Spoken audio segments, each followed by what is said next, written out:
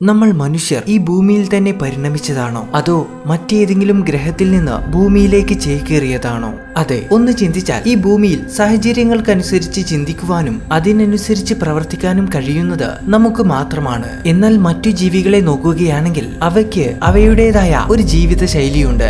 അതിനപ്പുറം അവ ചിന്തിക്കുകയോ പ്രവർത്തിക്കുകയോ ചെയ്യുന്നില്ല. കൂടാതെ അവ ഈ പ്രകൃതിക്കനുസരിച്ചാണ് ജീവിക്കുന്നത്.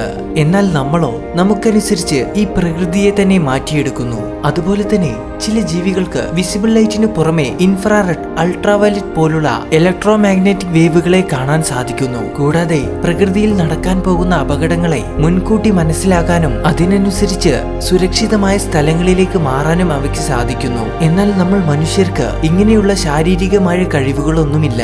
ചുരുക്കി പറഞ്ഞാൽ നമ്മൾ ബുദ്ധിപരമായി വളരെ ഇന്റലിജന്റ് ആണ്. എന്നാൽ പ്രകൃതിദത്തമായി നമ്മുടെ ശരീരത്തിന് ലഭിക്കേണ്ട പല അഡാപ്റ്റിംഗ് കഴിവുകൾ നമുക്ക് ലഭിച്ചിട്ടില്ല.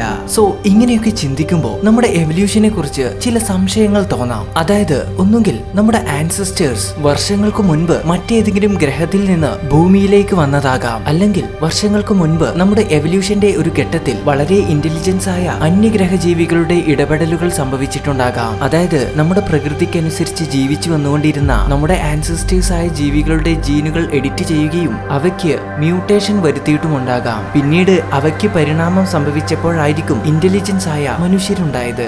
ഇനി ഇതൊന്നുമല്ലെങ്കിൽ നമുക്കറിയാത്ത എന്തോ ഒന്ന് നമ്മുടെ എവല്യൂഷൻ ഹിസ്റ്ററിയിൽ സംഭവിച്ചിട്ടുണ്ട്.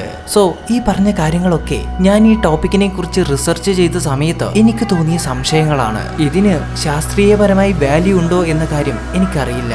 എങ്കിലും നിങ്ങൾക്കിത് കേട്ടിട്ട് എന്താണ് തോന്നുന്നത്?